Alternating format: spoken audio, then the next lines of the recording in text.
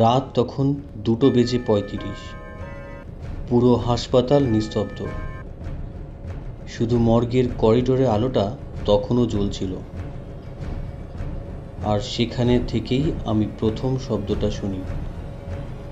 মর্গের ভেতর থেকে কেউ এক ফিসফিস করে বলছিল, আমায় ছাড়ো, আমায় ছাড়ো। আমি ছিলাম নাইট গার্ড। কেউ ভেতরে ঢুকছে ভেবে দরজা ঠেলে খোলা মাত্র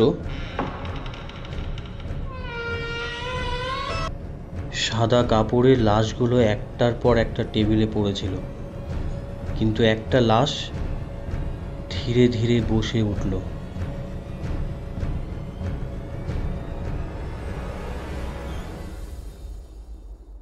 তার চোখ ফাঁকা, কালো গর্তের মতো।